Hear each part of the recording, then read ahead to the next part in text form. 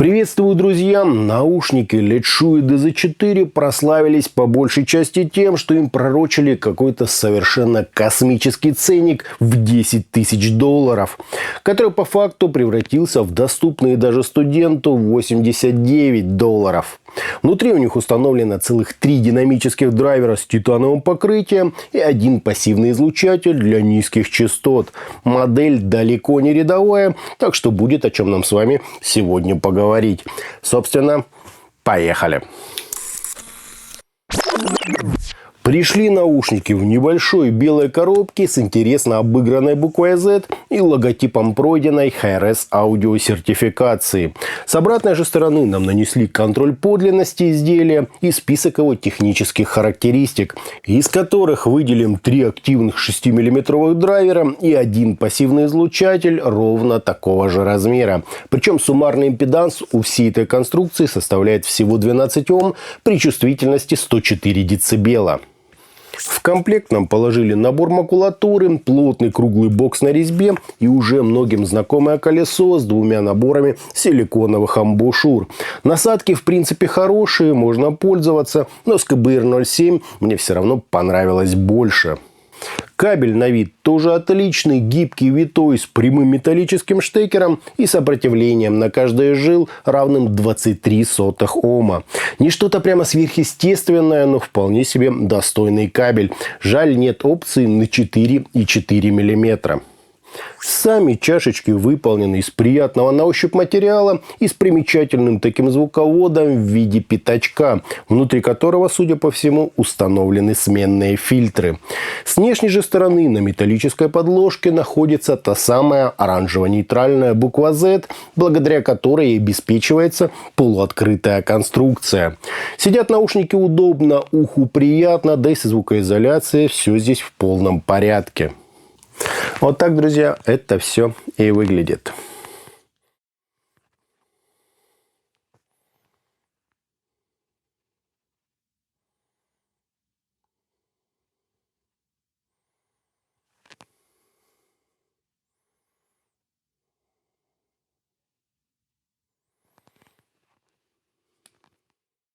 По измерениям у нас средний по переходным характеристикам импульс, небольшие расхождения между каналами и искажения в пике, достигающие 0,2%, что очень достойно. Фаза ведет себя естественно, затухание на 30 и 60 дБ составляют классические уже 79 и 98 миллисекунд, причем без каких-либо значимых возмущений. По АЧХ же мы имеем подъем низких частот на 9 дБ, практически линейную середину, выровненный по басу подъем на области разборчивости и небольшой акцент на 8 кГц для усиления резкости звучания. После чего идет компенсационная яма и 2 пика на 13,5 и 16 кГц, дабы вернуть в звук воздуха и подчеркнуть всевозможные высокочастотные резонансы.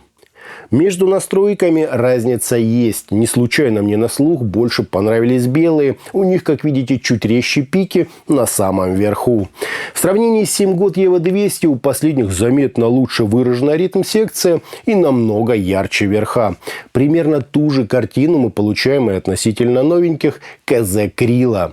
А вот с DeFi все совсем иначе. Они еще глубже в плане баса. У них тоже лучше выражена ритм-секция и практически идентичные по амплитуде и характеру верха. Если выбирать только по настройке, то они, пожалуй, подобрались героям обзора ближе всего. Ну или наоборот, учитывая, когда вышли эти DeFi. Что сказать, у нас опять та же самая любимая многими меломанами хармановская настройка с небольшими доработками.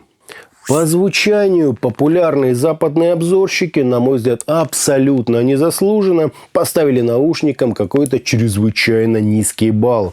Аргументировали они это тем, что пассивный излучатель в совокупности с открытой конструкцией создает большое число искажений. Ну и как результат вскрывали корпус, извлекали оттуда этот пассивный излучатель и на его место ставили заглушку.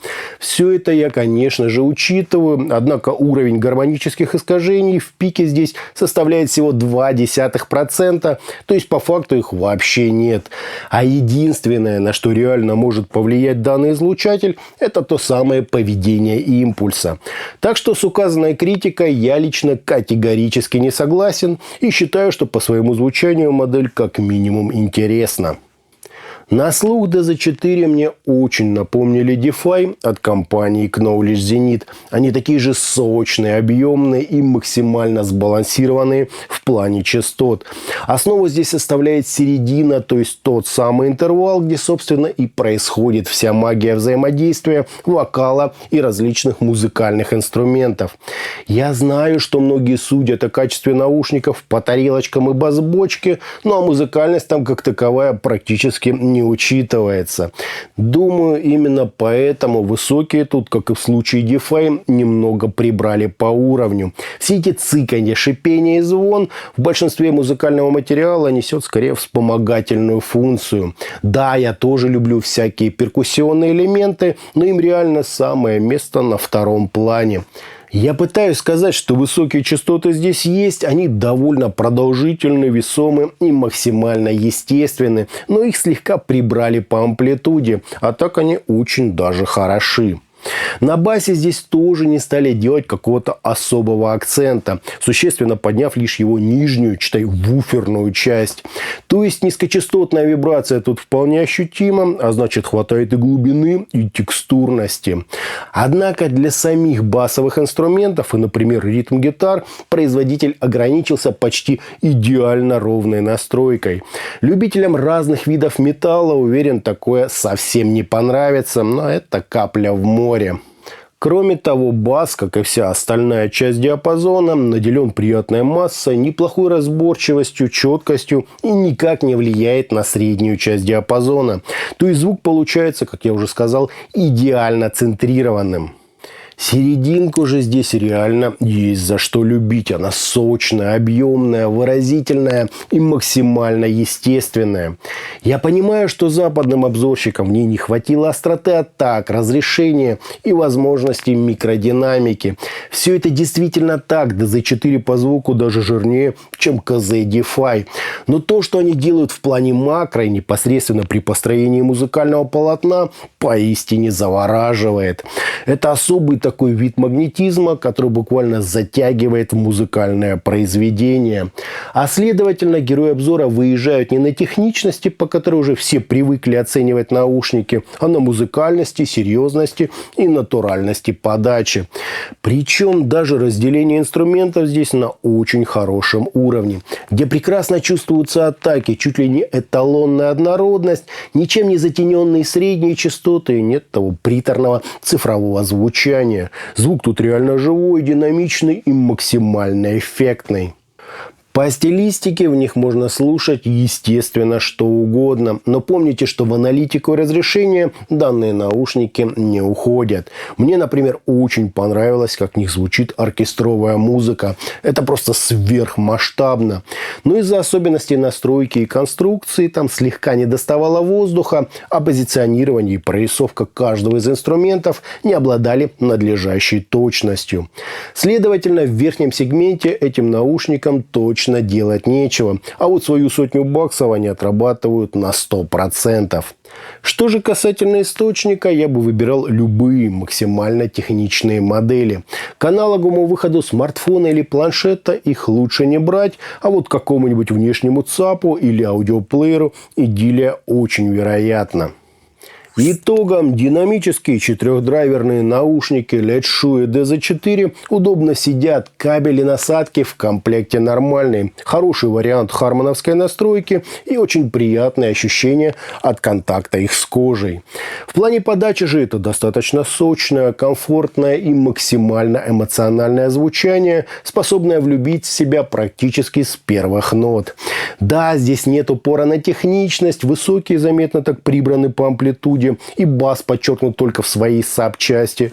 Однако тут просто превосходно выраженная середина, шикарная мелодика, масштабность. Это самое цельное восприятие всего музыкального полотна. Мне модель очень понравилась. Если хочется буквально залипнуть на музыку, это вот самое оно. Вот реально, друзья, полнейший кайф. Хотя и придраться здесь тоже, конечно, есть к чему. А на этом у меня все. Это были наушники LED Shure DZ4. Не забывайте, что у меня есть группы ВКонтакте и Телеграме. Подписывайтесь на них. Всем, друзья, добра.